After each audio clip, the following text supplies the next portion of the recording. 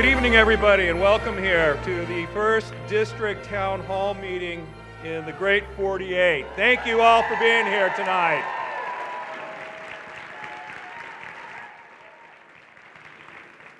So a little housekeeping here to begin with. Casework requests can be picked up and made outside at the table over there.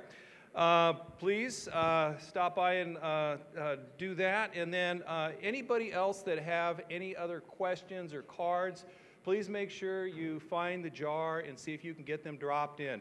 Any cards that aren't answered here this evening, staff will go ahead and they will send you a response in writing. So we have that. So this evening, it's my pleasure to introduce two individuals here. We'll begin with Bobby McDonald. Mr. McDonald is an executive, community, and business leader serving as the president and executive director of the Black Chamber of Commerce of Orange County. Bobby developed the Black Chamber's educational outreach program and established the Chamber's Veterans Business Network programs.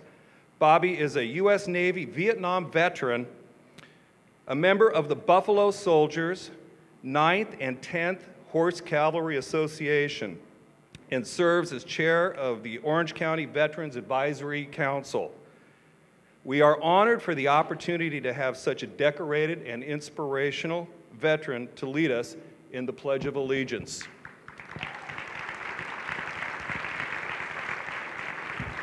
Thank you, Michael. As Michael stated, I chair the Orange County Veterans Advisory Council. The Orange County Veterans Advisory Council represents 130,000 veterans in the county of Orange, which is the third largest county in the state for veterans and the sixth largest county in the nation for veterans. With that, I'll lead you with the Pledge of Allegiance. Ready? Begin. I pledge allegiance to the flag of the United States of America and to the republic for which it stands, one nation, under God, indivisible, with liberty and justice for all. Thank you, Michael. Thank you, Bobby.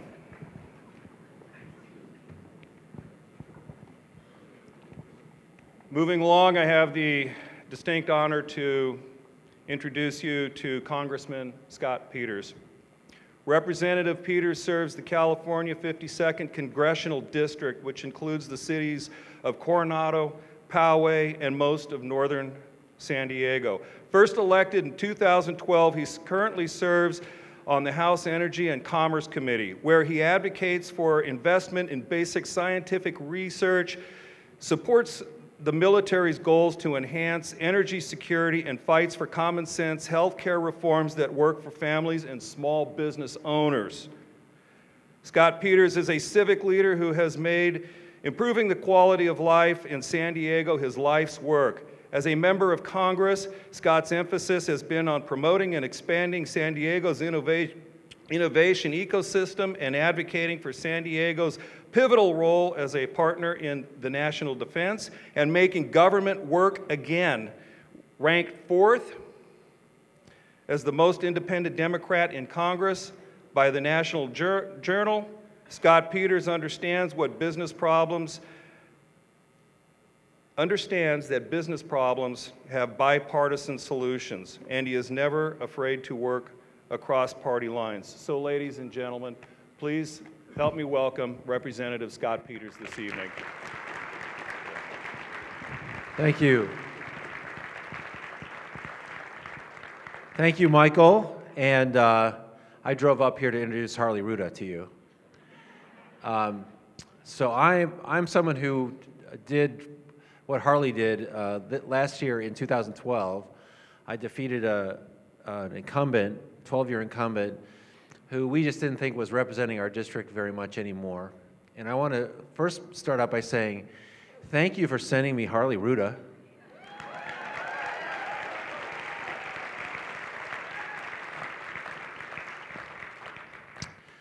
Harley and I share a caucus together. We're both New Dems. I'm actually vice chair this year for member services of the New Dems. We call ourselves the pro-growth, pragmatic, problem-solving members of the Democratic Party really think that's what we need to have to get the government working again. And that's exactly what Harley Root is all about. It's about being pragmatic, making government work.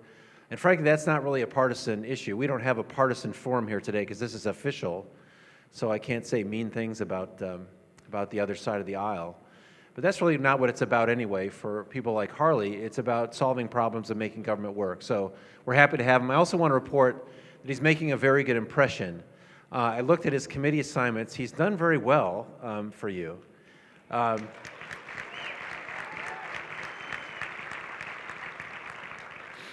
I talked to Mrs. Pelosi when she was trying to figure out where everyone would be assigned. I didn't tell you this yet. She said, oh my God, everyone wants to be on transportation. So she clearly had twice as many people who wanted to be on transportation and infrastructure as got on. Well, your guy made it. He made the cut. His subcommittees are exactly what you'd want here in Orange County: highways and transit and water resources and the environment, those two subcommittees. So he's in a position to give you the representation you may not have been getting before. It's fun to go to the first town hall. They still really love you. His other subcommittee assignment is oversight. I have to say that, look, one of the things I think is we don't want to do too much of is pick battles just for picking battles. But oversight is a really fundamental part of the congressional responsibility, whether it's a Democratic or Republican administration or Congress. We need to oversee what's going on in the executive, and so it's really important that people like Harley, who are business people who know BS when they hear it, are on that committee. And his subcommittees are environment and national security. Again, like, what could be better? So.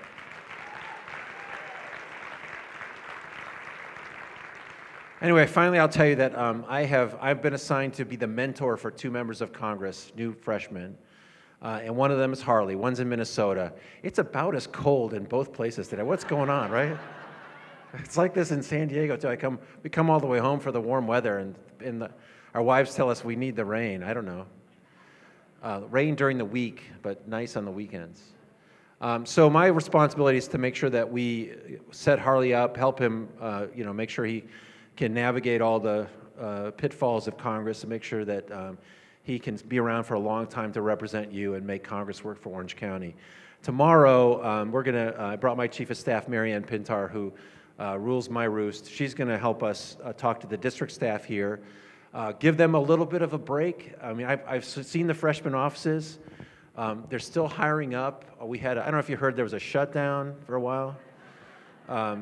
That's over. They're going to be up and running real soon, and we're going to make sure that they're really responsive, so that if you have issues with the federal government, not necessarily policy issues, but Medicaid, Social Security, veterans benefits, visas, passports, you can go to Harley's office. You're going to get, again, the kind of representation and response that you may not be used to. It's going to be really exciting for you. And so, with that, ladies and gentlemen, I want to introduce you to your congressman from California's 48th District, the Honorable Harley Ruda.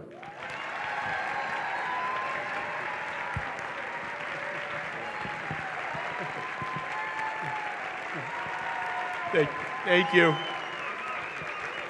Thank you. Honestly, I'm humbled because I know I'm here because of your guys' hard work. And I also want to say, this is what democracy looks like. Now, while Scott is officially my mentor, he has been my mentor since virtually shortly after I announced I was running for office. He and his office have been so kind to me from the beginning, to our entire staff, helping us along the way. So, Scott, thank you so much. Give him a round of applause.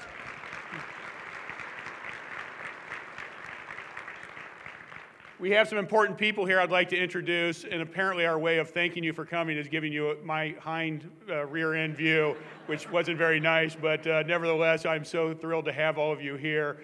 Clayton Hurd, field representative for Representative Lowenthal. Joe Kalmick, Seal Beach, won in a runoff recently. Congratulations, Joe. Liz McNabb, the ASM for Cotty Petrie Norris. Scott Potter, Newport City Council member. Mark Hansen with Representative Cisneros' office.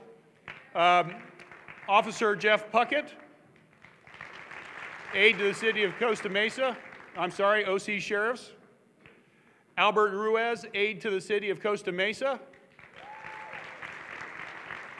Rob Hunter with MOWDOC. Tyler Cash, OC Supervisor Michelle Steele. Shelley Susterik, Seal Beach Mayor Pro Tem. And Mike Chesney with OCTA. Did I get everybody? Did I miss anybody? Did I miss you? Okay, good. Well, again, thanks for all of you coming. I would like my staff to come up here real quick. I want to introduce you to staff members that are here to work for you. Come on up. Yep, come up. I'm going to do a quick introduction. Andrew, Zach, Alyssa, come on up here for a minute.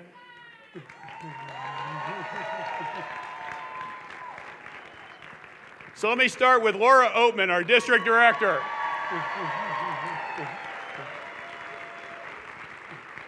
When I'm in DC, Laura's your go-to person. She can help you out anyway, make sure that your problems are brought to the office and properly addressed. And then from Washington, DC, this is my chief of staff, Emily Creerend. Zach just joined us in charge of communications. If you've been watching, you might have seen I was on Fox twice this week and MSNBC. He's doing a great job. He's killing it. This is Andrew, Deputy Chief of Staff and also our Legislative Director. Any hard questions I get tonight will be given to Andrew. Alyssa, who got a huge round of applause because she ran the best field campaign in the country. Good job. Eric and Natasha are also two folks on our team here in the district. If you have any problems, anything that you need help with, these two are on the ground to help you out. Give them a round of applause. So, thanks, guys. You're good. So, this team, to put it in perspective, we have been in Congress for 48 days. 48 days, 35 of them was during a government shutdown. But nevertheless, we've all been hard at work. We have voted on 87 bills, including 10 times I voted with Republicans, co-sponsored 51 bills, co-signed on to 12 letters with other members, introduced one bill, the Coastal Communities Adaptation Act, to research and grant funding into improved buildings and structures to account for extreme weather caused by climate change. Passed one bill, House bill, to encourage Small Business Innovation Act. I'm really proud that that passed unanimously in the House. To stimulate small businesses, it's a really cool bill. And then constituents, we've had over 200 meetings with constituents in those 48 days. We've had 1,000 pieces of constituent mail answered and over 5,000 emails. And as Congressman Scott Peters pointed out, I'm on transportation infrastructure, highways and transit, water resources, and environment, and then on the subcommittee oversight reform, national security, and environment. I want to talk about environment for 1 second here and why I'm so thrilled to have these two committees. About a month ago, I did an op-ed for a paper called The Hill that's local to DC. It was about the intersection of infrastructure and climate change, how we can use infrastructure through good planning infrastructure, how we source the materials, how we build the materials, how we utilize those materials and their lifespan of those materials to address climate change, because approximately 60% of CO2 emissions is through infrastructure projects in the life of the project. So I'm thrilled that we're going to have an opportunity, hopefully with our Republican counterparts, to get an infrastructure bill through Congress in this 116th Congress. It's important. I'm equally excited with my environment subcommittee on reform, oversight and reform. And the reason I'm excited about that subcommittee, I am the chair of that subcommittee. I have the gavel for it. And we have the ability to investigate our environmental issues, which we will do.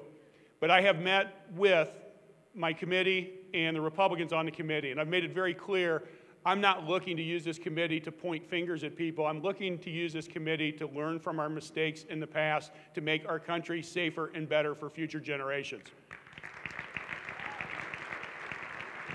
One of those areas I will touch on very quickly, and that is San Onofre, which is very important to not just all of you in here and me, but also Congressman Peters' constituents and Congressman Mike Levin's constituents. We know that the danger that is lurking there with spent nuclear energy fuel on site is a horrific possibility. It's an accident waiting to happen. But what's worse, there's over 200 sites in the United States that are similar to what we have here. Spent nuclear fuel sitting on site when it was meant to go into intermediate or long-term solutions. So we need to find some sort of a solution, and I'm already been working with Congressman Peters and Congressman Levin to do just that. So stay tuned on that front. And then we have these. Somebody's going to be helping me with these, right, Emily? I'll give these to you for now. Before we start this, many of you have heard me say that I believe most Americans are between the 20-yard lines. I really do. I think what we have in common is far greater than what separates us. And unfortunately, often the media focuses on what separates us. They focus on those who are on the far right or the far left in an effort to divide us. And I was at a seminar recently, and the gentleman who was presenting asked the people in the room two questions. Two questions. The first question was, and I'd like you to raise your hand if you believe this to be true. Regardless of whether you're a Republican or a Democrat, do you love anybody else that doesn't share your political views? That's what I would expect to see. The second question is, do you think our country would be better if it had only one party? Okay, but all joking aside, we don't want to be China or any country that has one party. The two-party system or multi-party system allows all voices to be heard, allows a debate to take place. It allows us to hear different opinions. And while we may not agree with those opinions, we need to do what our founders wanted us to do, and that is talk to each other. Stop talking over, stop staying in your echo chamber, listening only to your point of view being given back to you, because if we can't understand each other's point of view, we're not going to be able to work together to move our country and our communities forward. So let's keep that in mind as we jump into the questions. Go ahead, Emily. You get to read it. Okay. This one is from Sheila Callahan. Huntington Beach is being sued for their ongoing refusal or resistance to provide low-cost housing. Do you know where the process is heading? Sheila, I don't know where the process is heading. I will tell you, too, I'm disappointed that the state decided to sue a city in my district. While we have housing shortages across California, in our district, and in other places in our country as well, I don't believe the best way to solve it is with a lawsuit. I would have preferred to see a greater effort done sitting around the table. You can have a private conversation that says, look, we've got to get from here to there, and if that doesn't happen, we're going to be forced to file a lawsuit. But I just felt that was too quick to jump out, do the lawsuit without trying to find a good solution.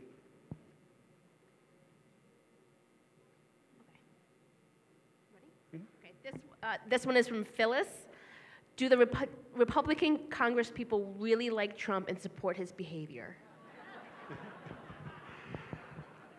Yeah, let me answer it this way. One of the things that myself and some fellow freshmen, we went through orientation. We had 3 weeks of orientation, 2 weeks, actually about 4 weeks of orientation, 2 weeks in DC, 1 week in Boston, and another week in Williamsburg. And what I was really, really disappointed in was the orientation process. Not the information we got. The information we got was great. There was virtually no effort for us to interact with people on the other side of the aisle. We were virtually taken away to events and socializing just Democrats or just Republicans. And I thought, my gosh, what a missed opportunity, right? Here was 100+ freshmen, Democrats and Republicans, that need to build relationships together because that's the only way we're going to move things forward. So I was really, really disappointed in the fact that we did not have that opportunity.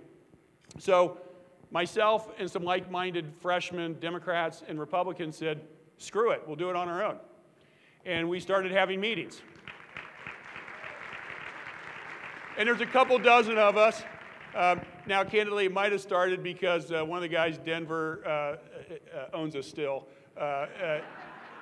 Actually, it's a distillery. He makes craft liquors, but he's a great guy and was helpful in us getting this kicked off. And it's a good group of people. We actually worked very hard during the government shutdown to see if we could find bipartisan support. And we were close. We were almost ready to announce that these bipartisan freshmen would suggest this. Fortunately, the leaders of both parties came to their senses and solved it for us.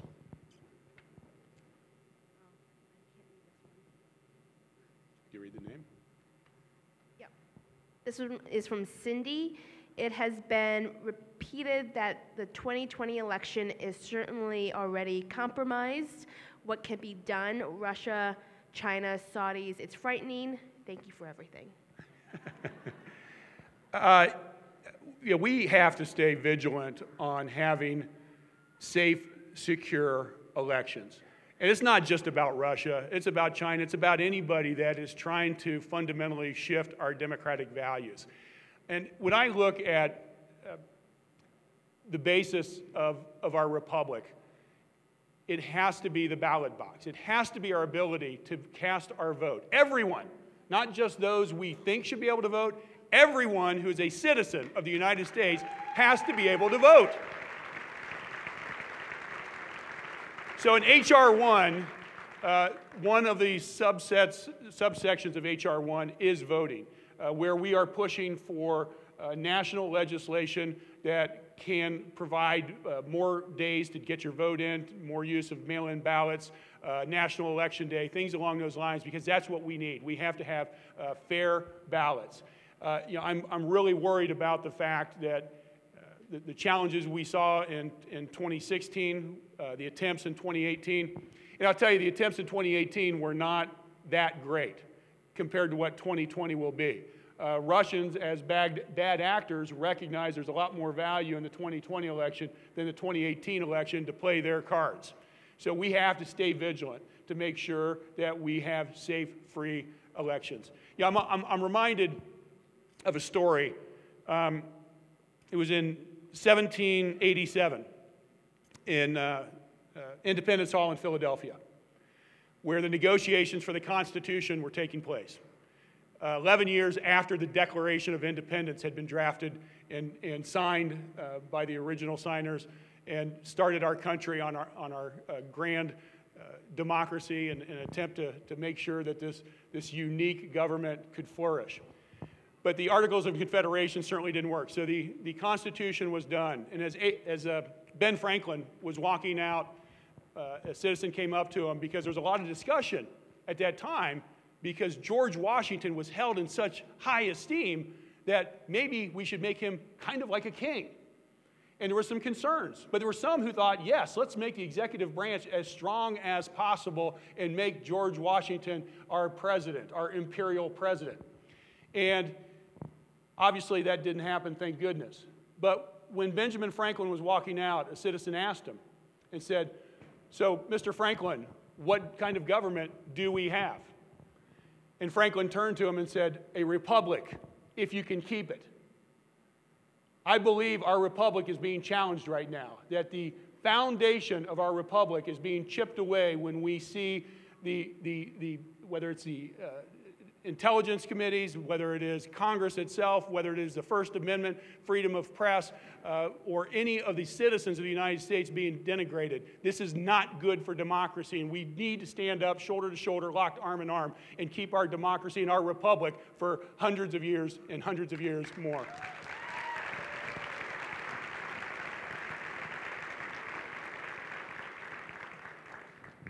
This one is from, I believe, Lester. What is your top priority? What are you doing for clean water? Clean water. Yeah. Okay.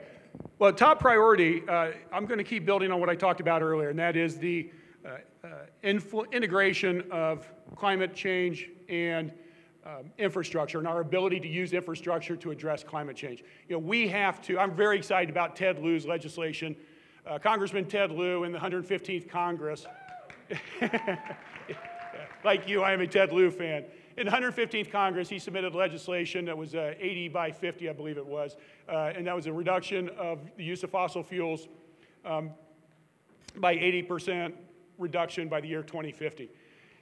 For this Congress, now he has not brought this legislation in yet, but he recognizes that we've got to move faster, as we just saw the recent reports that have come out showing climate change being more insidious than perhaps we thought as far as the pace of it hitting us. So the new legislation is talking about 100 by 35, that we are relying on renewable energy sources, 100% by 2035.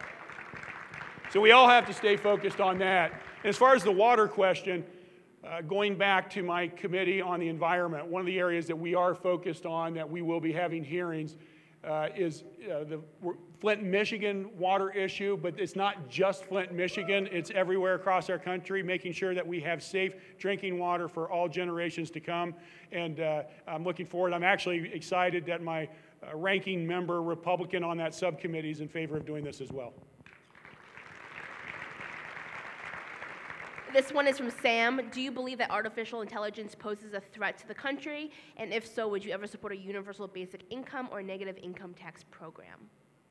Well, I think AI is going to be hugely challenging, just as the Industrial Revolution was back in the 18th century, 20th century. The AI, while it's going to impact jobs, what we don't know are what jobs are going to be created. And what we also don't know is who the winners and losers are going to be. I believe we should be the winners, that the United States should be the winners by embracing the impact of AI. It's not going away. It's not something that you can say, oh gosh, let's fight it and stop it. No, you've got to embrace it because it's the industries of tomorrow. So if we embrace it and recognize that it could create hundreds of thousands of jobs for people around the world, but right here, hopefully in Southern California, then we can make this a positive. But we also have to recognize that there's going to have to be job skill training for those who are being displaced, and equally important, making sure that our kids coming into college and trade schools are being properly trained for the jobs of tomorrow. And you're right.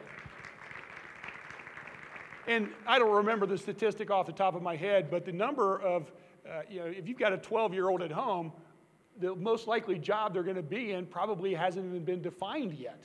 So our ability to make sure our educational institutions are able to respond to AI and other emerging technologies is going to be incredibly important. And there was a second part of that. Oh, on the, no, I don't support the concept of an income for everyone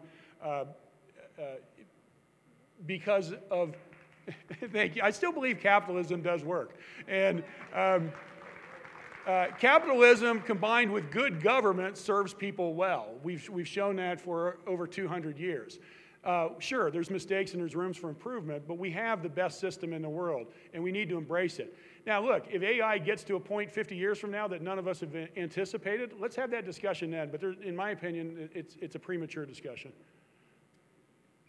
This one is from Cynthia. HR 141, Social Security, and HR 693, Equal Treatment, Public Employees. Have you signed on to co-sponsor this bill? So this is when I send my lifeline to Andrew. Andrew, there's about 7,000 bills that are submitted annually. And of the 7,000 bills, we have signed on, as I mentioned earlier, to 87 of them. Those two, is that in the 116th Congress, or are we waiting for them to come back in from that? You guys got to remember, for those of you who don't know, every bill that was submitted, all 7,000-ish bills that were submitted in the 115th Congress, if they're not passed, they die. It starts all over again. So some of these bills that were from the 115th Congress have not yet been submitted.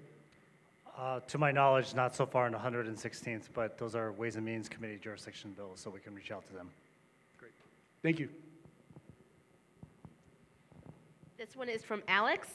Harley, one of the reasons I chose to vote for you twice was your commitment to support Medicare for all. Why is it that the U.S. is the only developed nation in the world that cannot figure out single payer? And will you be a co-sponsor of Congresswoman Jayapal's Medicare for all legislation in the House?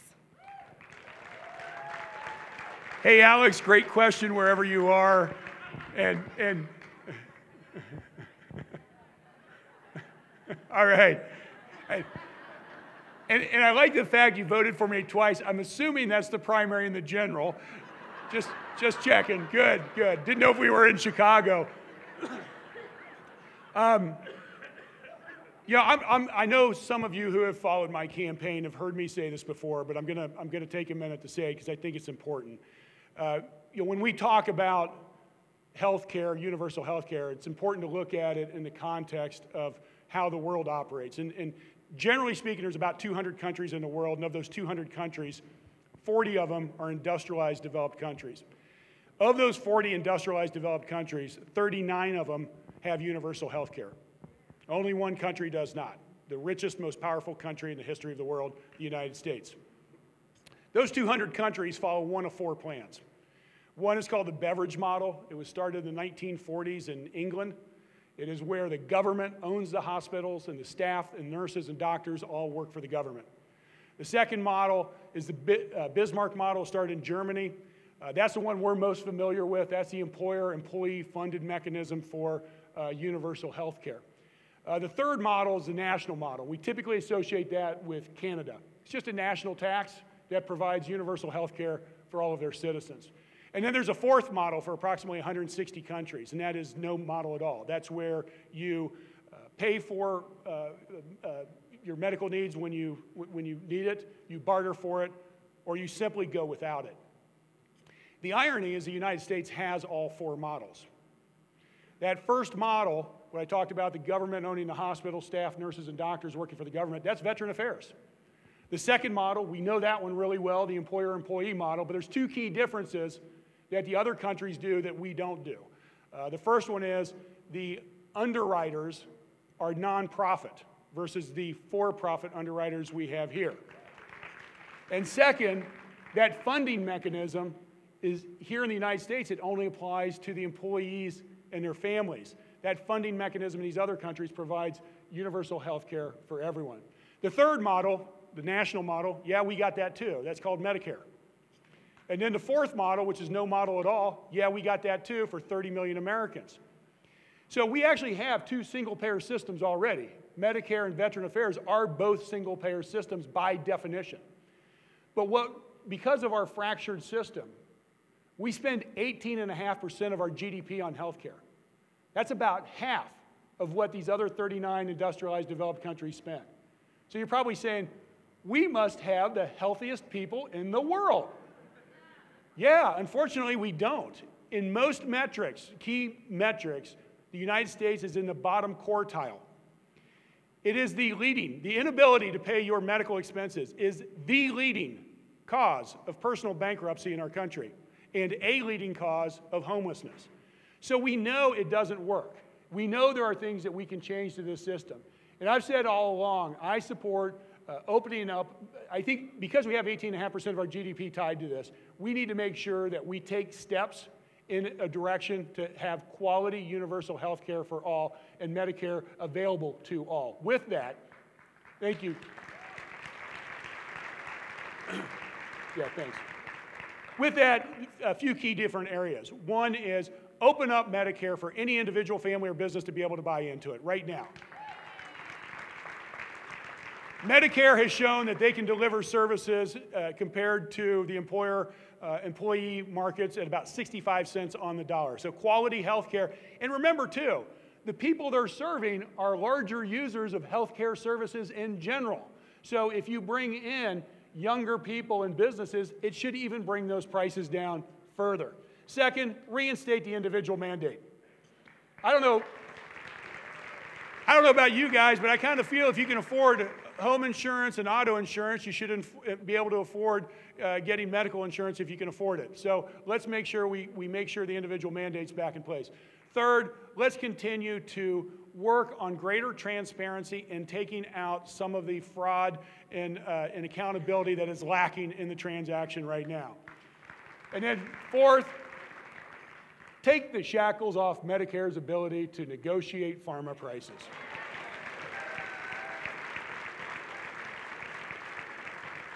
So two more things on this. On the Oversight Reform Committee, we have been having hearings on drug pricing.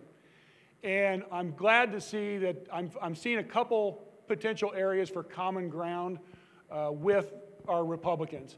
One is the rebate process that's kind of behind the black curtain as far as rebates that are given to, based on prescribed drugs and based on the not non-generic drugs, but the brand drugs. So we've got to get greater transparency there and get that out of it.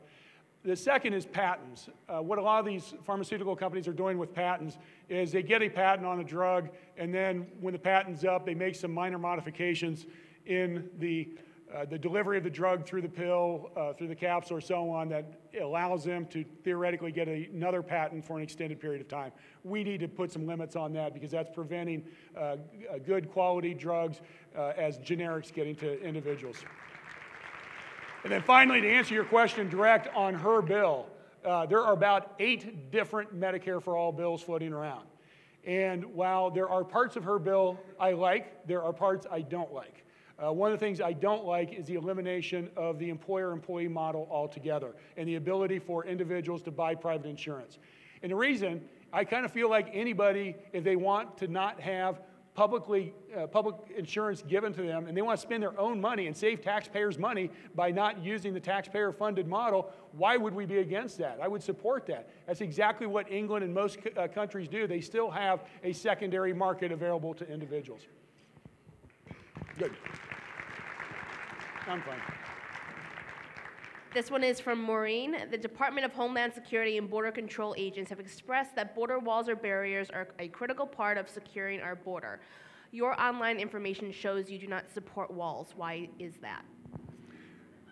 It's the question of the day. And first of all, we got to understand that the wall, there's a difference between a wall and what we can do with barriers and today's technology. I think it's really important that we level set here. First of all, Mexico was supposed to pay for this wall. Mexico's not paying for the wall. The House of Representatives, the Senate, and the White House have been controlled by the guy who's demanding a wall be built for 2 years. And even the Republicans in the House would not fund it because they know it's a bad idea. And here's why it's a bad idea. First of all, I want to tell you, I support port and border security. I supported the 2013 Senate bill that passed by a wide 2-to-1 bipartisan margin that went to the House, where the Republicans killed it, never let it on the floor because they didn't want to have a pathway for dreamers. It had $46 billion for border and port security, and as well as many other ways to make sure that we were addressing DACA, Dreamers, and in the visa program as well. Boehner never let it out of committee to get on the floor because the Tea Party told him, if you do, you'll no longer be Speaker of the House. So let me tell you, Democrats support strong borders and strong ports.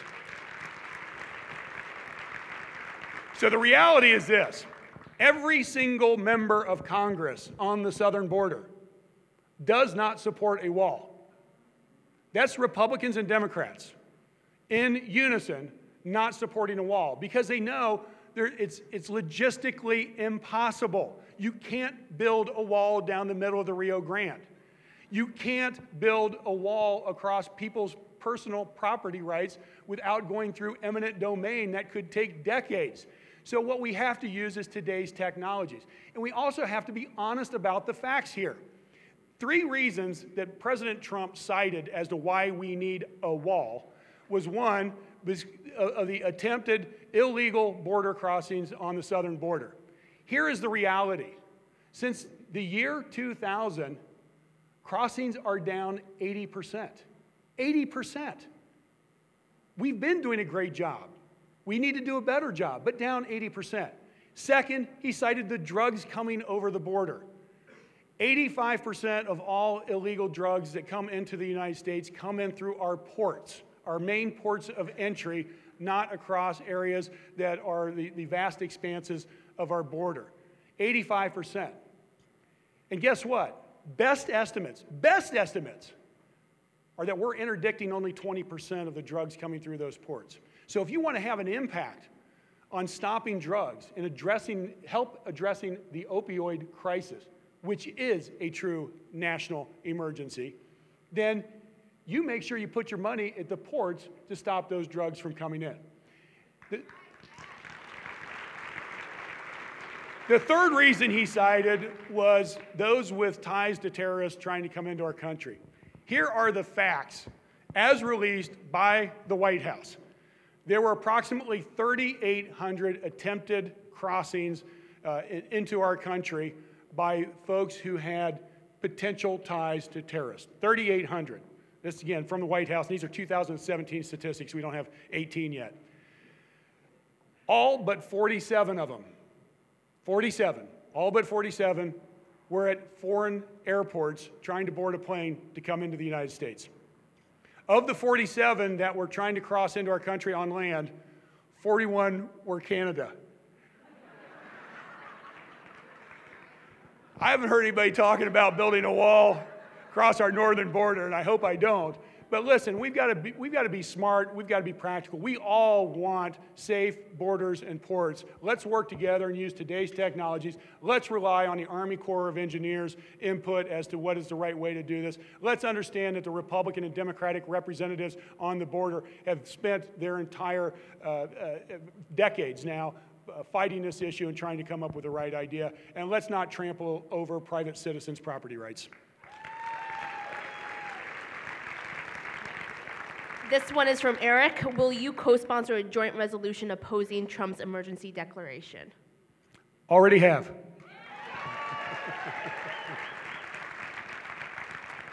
This one is from Valerie. Did you join the Problem Solvers Caucus? If so, why? If not, why? I have not joined the Problem Solvers Caucus. There are a lot of caucuses to join. I think 500, is that what I've heard? I'll look at any caucus. I'm very proud to be on the New Dem caucus. This is now the largest caucus in the House of Representatives with 101 members. They are very focused on two things. One, writing good laws and working in a bipartisan fashion to get them passed. And we should applaud the New Dem leadership and Congressman Peters because if you can't get a bill passed, you can make a statement doing it, and statements can be important, but it's more important to legislate. That's what we were elected to do. And I'm hopeful that we'll continue to do that, the New Dems. Problem Solvers, I will tell you too, hats off to them. They did a great job helping negotiate the reopening of the government, and for that, we're very thankful. This one is from Diane. Have you seen the four-part investigative report, The Lobby USA endorsed by Israel?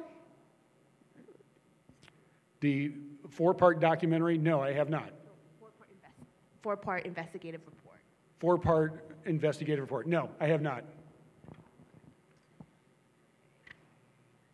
This one is from Alex. Should the Virginia Democrats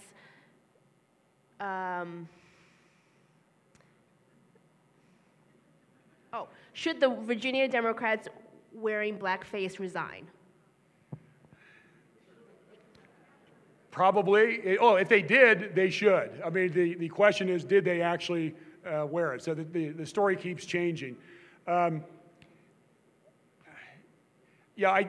am conflicted in the fact that I think if we were all held to our high school behavior, none of us would be 100% proud of what we did. But on the other hand, how anybody could put blackface on and stand next to a person in a Ku Klux Klan costume at any time and think that's acceptable behavior is absolutely wrong. So I would say in that situation, whoever is wearing the blackface and whoever wearing the Ku Klux Klan costume, if they're in public office, please resign on behalf of America. From Kathleen, Green New Deal. You haven't signed on yet. What are your reasons for hesitating? Great question, Kathleen, and I'll tell you why. One, I really love the aspirational nature of that legislation.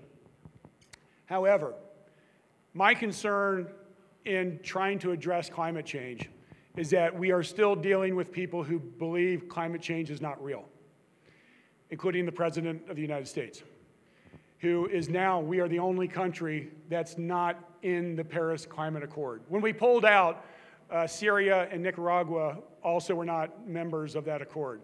They now are. So we are the only country that is not a part of that accord. My concern when we talk about having no fossil fuel usage in 10 years is that it's not factually based. It could even be done. And the concern is we are playing into the other side that says climate change is not real if we take a position that suggests we can't get there. That's why I like what I talked about earlier, Ted Lieu's legislation. Ted Lieu, Congressman Lieu, has been working for years with scientists and experts on how to move this forward quickly with detailed analytics. It's beyond aspirational. It has concrete things to do and move forward, and we need to do that. That being said, let's stick with the aspirational. Guess what? If we can do it before 2035, hell yes, let's do that, but let's be realistic.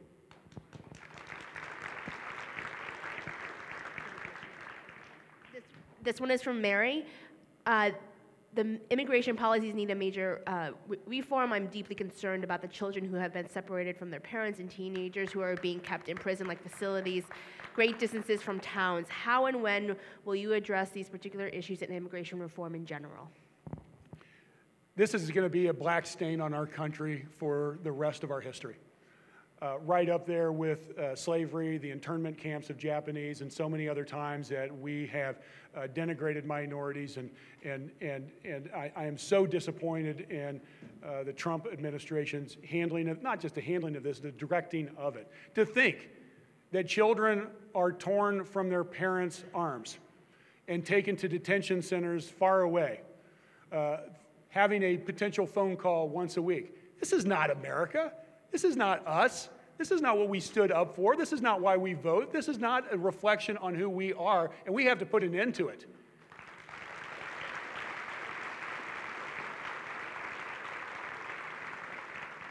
Yeah, I just received information today that we are seeing harassment of journalists at the border trying to find out what has happened to these kids, what is going on in these detention centers.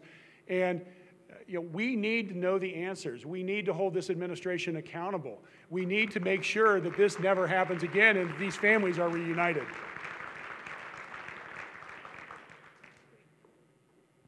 This one is from Deborah. What can you and will you do to end voter suppression and gerrymandering? Great question. This goes back to what I was talking about on Oversight Committee. We have to make sure everybody has the ability to vote. And voter suppression, in my opinion, occurs because of a couple reasons. The number one reason that we are having the partisan politics that we have, first and foremost, is gerrymandering. Gerrymandering, with the exception of California, Pennsylvania, and North Carolina, and Arizona, all other states have gerrymandering. And just to give you, I know many of you know this, but we're about to have the 2020 census. The 2020 census will redefine how many seats in the House of Representatives each state gets. But more importantly than that is that the state party, the party that's in control at the state level, except for those 4 states, will be the leader of drawing the lines for each district. So if you have a Republican-held state house, they're going to draw the lines best for them. If you have a Democratic-controlled house, they're going to draw it best they can. And they draw it so to get the most in there. But what it also does, because of Citizens United in 2010 was a decision that said corporations are people too. Anybody ever held hands with a corporation? Anybody ever made out with a corporation? No way. When that decision was made, the justices pointed out that there was about $140 million in dark money that had come into our elections in that cycle. And they said they did not think that this decision would have any real impact on voting. In 2016 election cycle was $1.6 billion. Now, both parties benefit from it. Republicans get about 60% of it, Democrats get about 40% of it. But it's not about Republican or Democrat. It's about people that are billionaires being able to put a lot of money into these elections. That's how the game is being played now. So we've got to have greater transparency and accountability with this dark and soft money coming in. We've got to fix gerrymandering. And then I also would add third, we have an obligation as individuals, and I touched on this briefly earlier, not to be in our own echo chambers. I watch Fox News. I'm on Fox News on occasion because you have to see what other people are saying. If all you're doing is watching the same news and reading the same articles that reinforces your viewpoint, then we're going to continue to have deep partisan divide in our country, and that's not healthy for us, for our kids, and our grandkids. So let's fight on that. And then the last thing I'll say on this, at a committee meeting of the Committee on Oversight Reform, we took up this topic on voting and the suppression of voting.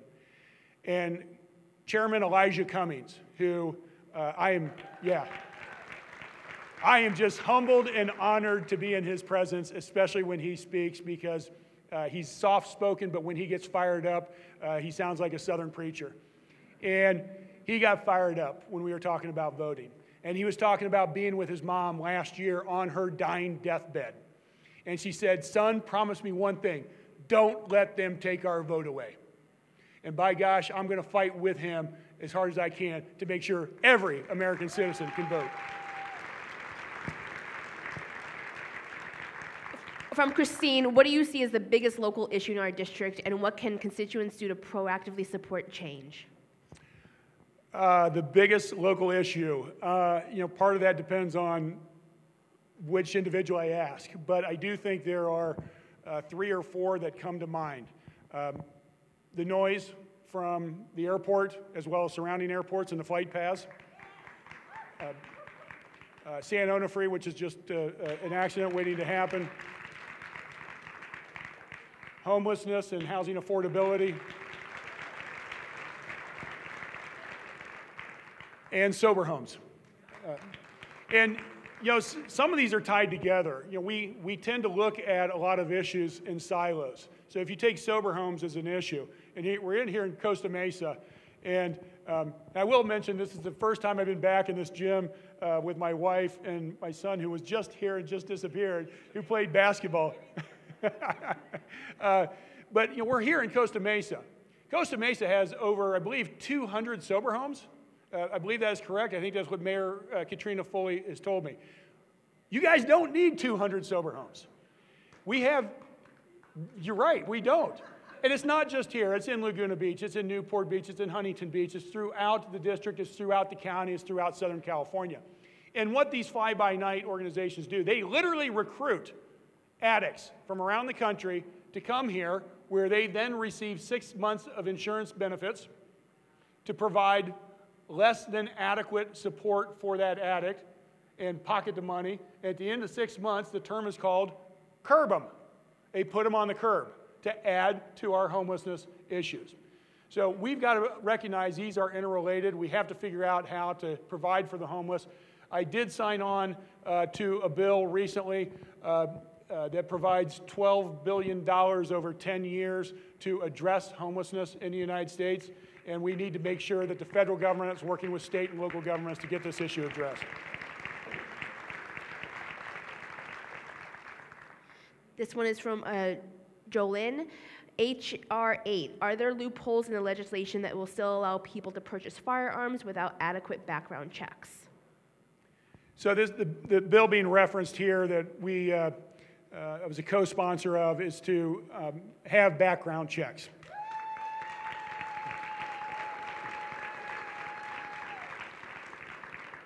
And it's not enough, but it's a start. And the reason we're starting there is 98% of Americans support background checks across the country. 98%.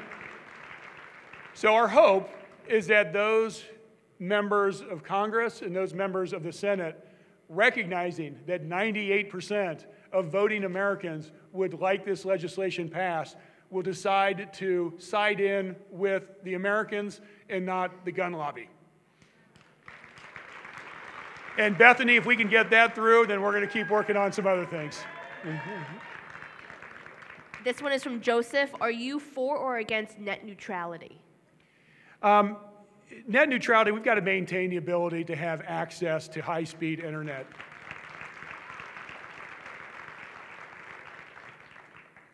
The internet today is no different than what clean water and electricity was in previous generations. This is a staple in how we learn, how we grow, how we develop.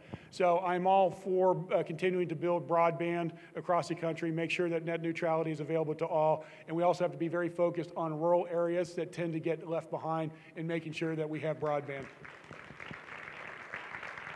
This is from Tony. What is the plan to raise the minimum wage, the federal minimum wage?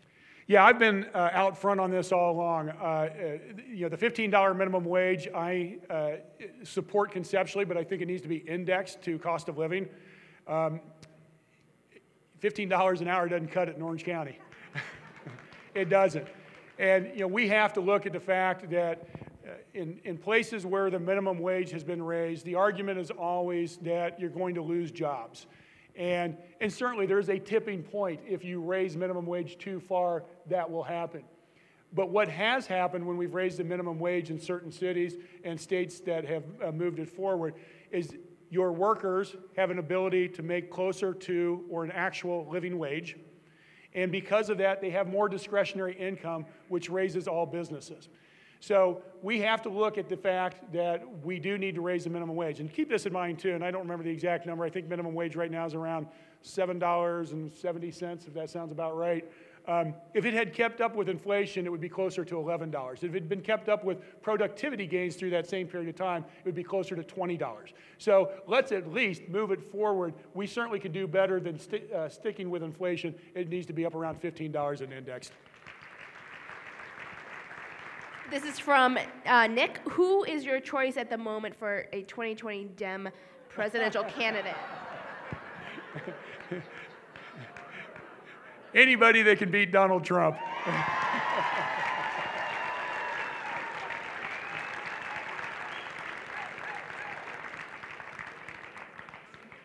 This one is anonymous. How are you going to protect our First Amendment rights?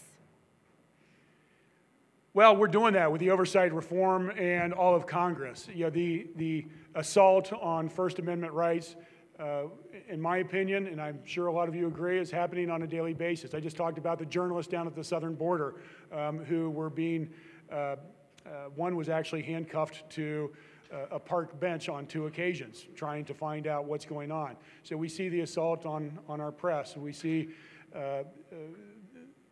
the assault taking place in the presidency and support thereof, and a disregard for the Constitution, the national emergency, which is truly is fake news. This goes back to my opening comments. Democracies are fragile. We should never, ever take for granted that even though we've had this democracy for well over 200 years, to think that it's safe and secure for another 200 or 1,000. It takes hard work. It takes your involvement. I'm so proud all of you are here. I'm proud that there's Republicans here. Because we got to talk and we got to work together and keep fighting for those democratic values. This one's anonymous. How do you plan to bring civility back to politics? Great question. How do you bring civility back to politics? I think there's a lot of parts that come to that. One is, I talked earlier about gerrymandering. I talked a little bit about us being in our respective echo chambers and getting out of those echo chambers. Do that. Second, just because somebody you love is a Democrat or Republican and you're on the other side don't skip Thanksgiving dinner because of it. I think we have to do a better job as individuals being willing to talk to each other. And look, I know it can be frustrating regardless of what side of the fence you're on, what side of the aisle you're on, when you think the other side is from a point of illogic. But turning them off and not talking to them is not going to help you understand their viewpoint or them understand yours. And I was just talking to one of our volunteers earlier this week who canvassed for me during the campaign. And she ran into, she knocked on a door, and it was a middle-aged man and his older age mother getting into a car. And the mother was a Democrat and the son was a Republican. The son worked for ICE. And at first he was very upset that this person supporting the Democratic candidate was knocking on the door. And she turned the conversation to, look, we're all trying to do the same thing. We all want to be safe and secure. We all want to have a better future for our kids and their kids. We want to make sure that our kids come home safe and alive. And I'm thankful for the work you're doing in that regard to make that happen. And at that point, they actually stopped and started talking. They started talking to each other because they found the common ground. It wasn't about his occupation or the fact that she was supporting a Democrat. It was about, we want to serve our communities. We want to serve our country for the greater good. So let's find, as I said at the very beginning, what we have in common, not what separates us, and let's work from that point.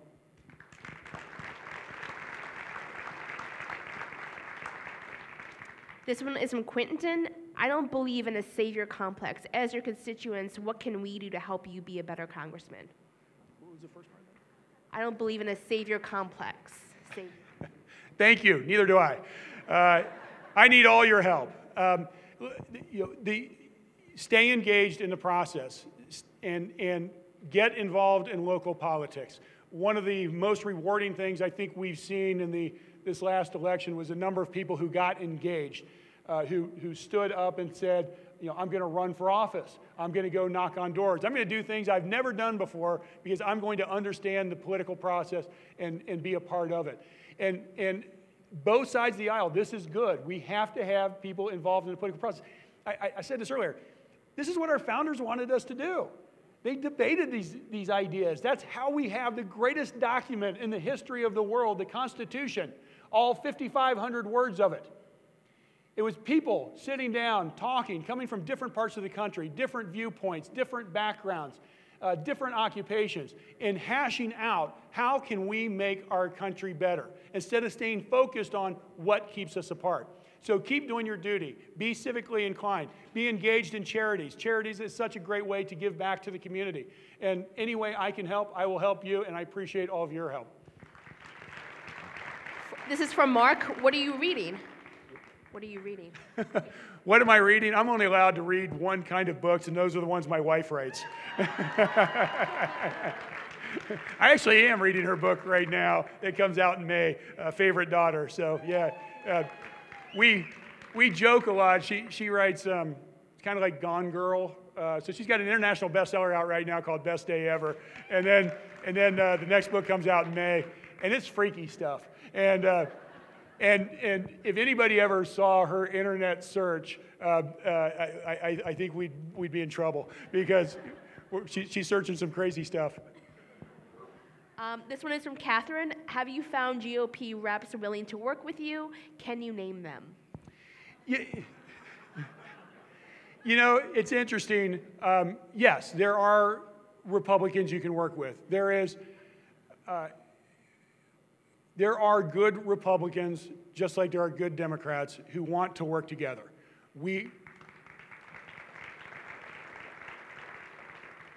But there's also fear. There's fear that if you are publicly disagreeing with the president on any of his issues, that he'll bring his vitriol down on you, and you may not be able to do your job effectively. And so there are concerns. So there's a lot of what we see publicly doesn't necessarily translate privately. It does for some, don't get me wrong, on both sides of the aisle. It does for some. But I do think Tip O'Neill and Ronald Reagan used to fight it out with regularity and fight it out in the news coverage as well. You'd think those two couldn't stand each other. Yet they had lunch about once a week. They would actually sit down, talk, and leave all the stuff they said in the press behind and talk and try and find out where, again, do we have common ground to move our country forward. I'm hopeful. I do think that the partisanship we have seen, I hope, has reached the bottom, and that we will continue to see those who have said enough is enough.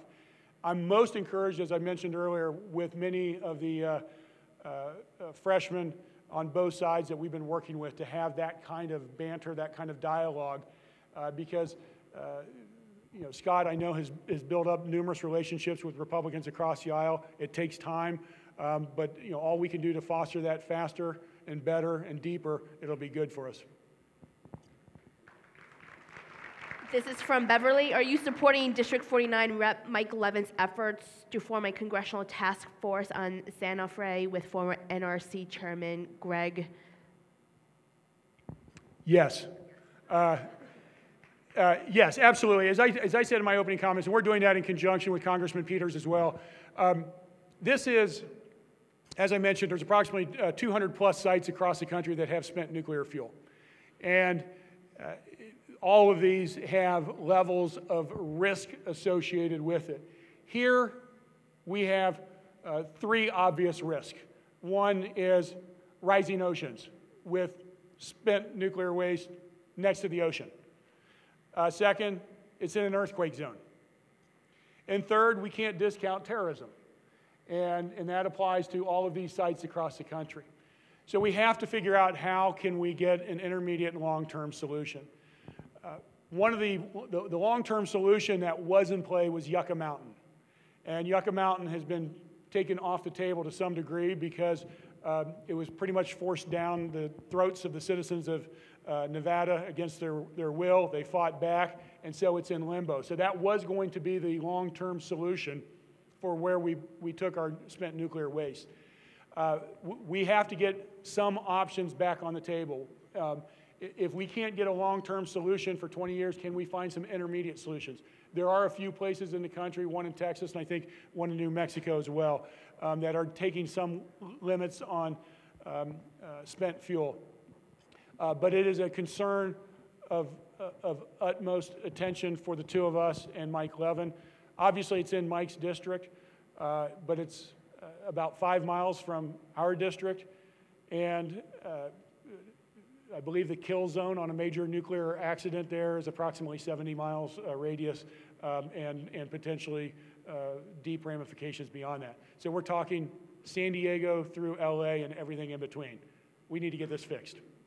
Great. This one is from Zach. What income tax ranges will have their taxes raised to provide the revenues necessary to get our country out of debt? Yeah, I'll take that question this way. Look, we've got to address the national debt.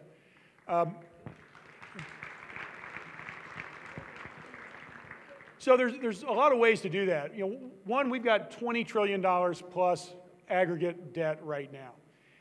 One is making sure that we have a fair tax code so that everybody is paying their fair taxes and that we're using the tax system in a way to provide incentives to drive job growth, economic growth, which helps raise tax revenues. And also the expense side of the equation. Hey, you know what? I think everybody would like to have lower taxes. So I don't think the solution has to be just higher taxes. If anybody here thinks government's working 100% perfectly and there's not $1 being misspent, raise your hand. Okay. So we know that there's waste opportunities within existing government that we can do a better job of addressing. We also need to recognize we have about $1.5 trillion in tax incentives. That means that's tax dollars we lose every year through tax incentives that need to be readdressed. I do want to take a second, though, and talk about the national debt. I did not support the tax plan passed by President Trump and the Republican houses. 80% of that benefit went to the top 1%. And sometimes we get lost in the numbers, but I want to share these numbers with you because I for me, it puts it in context as to what's important. So it's additional $2 trillion, $1.8 trillion, but let's call it $2 trillion for simple math, of additional debt. This is the first time, by the way, we've seen in modern history where we've added that kind of debt when the economy is doing well. It's usually you do a stimulus like this to jumpstart an economy that's in a recession or worse. So back to $2 million in additional debt. That is $40 billion a year in interest cost. $40 billion a year at 2%. Rates go up, it goes up too. $40 billion. Guess what? You could educate half of the 18-year-olds in America in a 4-year nonprofit or trade school of their choice for free for $40 billion. So when we want to talk about how to drive the safety and security of our country, how we want to drive economic development, how we want to drive increasing wages, I'll put my money on having the best educated kids in the world over the top 1% getting a tax break.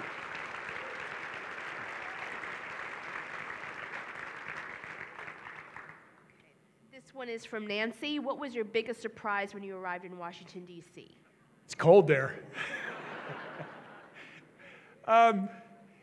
This is going to sound silly, but we got repeated advice as freshmen to get a good pair of shoes. And it's like, well, I think I've got a good pair of shoes. But what you don't realize is you walk about 4 to 5 miles a day in the halls from the office buildings over to the Capitol to vote. You're walking on marble floors and marble steps, and it does take a toll on the knees and ankles and hips. So that was a big one. Another one that, and I apologize if I go a little too deep here, they're called motions to recommit. And what happens is a bill goes to a committee, and then the committee gives it to a subcommittee. The subcommittee, between the majority party and the minority party, negotiate, they come up with a bill. That bill then goes to the committee, and then the committee then hopefully releases it to go to the floor. What happens in a motion to recommit, the party in the minority gets what's called another bite of the apple. And it's the ability to put an amendment that says, hey, I know you didn't like our amendment when it was in the subcommittee or when it was in the committee, but maybe there's other members here that think this amendment's a good idea, so let's take one more look at it and see if we have support for it. Sounds great, right? I mean, it sounds like a reasonable idea. But what's happened, and both parties have done this when they're in the minority, the motion to recommit, the amendment, has nothing to do with the bill on the table. Nothing. It usually has something that requires one side or the other to make a vote that they can use against you in re-election. That part I'm kind of disappointed about because it is politics in a way that does not serve our country, but that is a reality of how the game's played. That was a big surprise. This one is from Jordan. Will you support the Equality Act? I already have. That was the first piece of legislation I put my name on. This one is from Bruce and Karen. How do companies like Amazon and Netflix and others with big bottom lines continue to get away with paying zero tax? Yeah, it's a simple tax code. So tax code has any business that loses money for, I think it's up to 3 years, but I could be wrong on that, but they're called tax loss carry forwards. And the idea is if you lost $1 million last year and you made $1 million this year, that you get to offset them and you pay no taxes instead of just paying taxes on $1 million. Amazon lost money for years and years and years, and that's what they're relying on. We do need to tighten it up. You know, we've got a company that's making billions of dollars now, and they need to pay taxes. This is anonymous. Why specifically did you change from a Republican to an independent to a Democrat? Yeah, I left the Republican Party in 1997, and there were two driving reasons. One was, well, three driving reasons, my wife, and that was the main driving reason. But the reality was, you know, in the 90s and before, you had Republicans who believed in environmental stewardship. You had Republicans who believed in a woman's right to choose. You had Republicans who believed in voters' rights. And in 1997, with Newt Gingrich, we started seeing a move away to issues that had typically not been part of the Republican Party became the essence of the Republican Party. So for me, it was as much the direction of the Republican Party and the direction for me. My wife and I had started a shelter for homeless families. All these things acted as a confluence to move me into a place where, frankly, I was disenchanted with both parties. And so for the next approximately 20 years, 19 years, I was an independent. And I am a Democrat. I believe the Democratic Party has the values that line up with me, and now more than ever, I think the Republican Party continues to go in a direction that's not good for those who have been long-term Republicans. I would like to see them to get back towards the middle. I think it would be good for all Americans if we stay focused on what we have in common. This is from Sue. How can you help residents combat the growing threat JWA poses in terms of noise and pollution? Residents affected by JWA impacts are concerned about the pending changes of general aviation. Can you help us with this issue? The answer is yes. We are going to address this issue. It is a horrible situation from NextGen that has caused specific flight patterns that are impacting the quality of life for those families and homeowners who are in the direct line of those flights. There's a Quiet Skies Caucus that I'll be joining. It has not reconvened yet for the 116th Congress, but this issue of airplane noise is not unique to us. Unfortunately, there are many other places around the country who are experiencing the similar issues that we have here. And the issue is actually exacerbated further by the fact that we are seeing flights from LAX and Long Beach also coming in and impacting citizens here in Orange County. So we need to work with the FAA to figure out how to better address this through flight paths and how they take off. Takeoffs are a little more of an issue than the landings. And more important than that is the improving technology on jet engines that would help alleviate this situation and hopefully provide some incentives in the tax code for the airlines to swap out old engines for new engines. This one is from Tim. Which of your committee assignments do you find most challenging? Which do you find most satisfying or gratifying? Well, it's a great question, but I have to be honest, with only being on the 2 committees and the 4 subcommittees, I have a limited viewpoint. I don't know anything other than what I have. But I'm absolutely thrilled to be on the committees and subcommittees I'm on for the reasons I cited earlier. They're very different. Transportation and infrastructure is a very bipartisan group, very focused on working together. And then you go to oversight reform, and that can be a lot more cantankerous and a lot more disagreements. So it's going to be fun to see both sides of those 2 committees as we move forward. Both of them are extremely important. And we're going to do a couple more? Yeah. Okay. This one is from Michael. How are you personally going to break gridlock in Congress? I thought we said we weren't looking for a savior.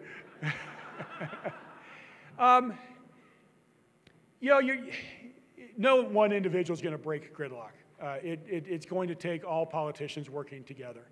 And I'm committed to doing whatever part I can to do that.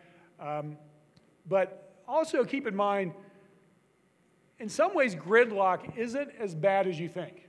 We want to move forward, but we want to move forward with a consensus on both sides, because that takes a while. That is the sausage factory of legislation, where you don't get exactly what you want, you don't get exactly what you want, but we find something that's a little bit for everyone.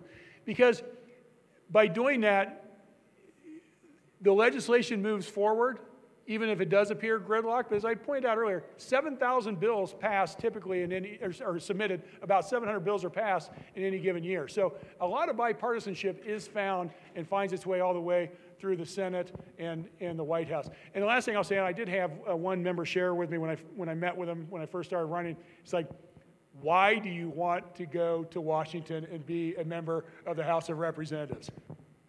And so I told him why, and he did say that the interesting thing about the House versus, say, being city council or mayor, you can really move the dial in your community with working with fellow council members. The House can't make those types of big moves very often, but when we do make moves, it affects 300 million plus Americans. So while they are small moves, they impact all of us in big ways.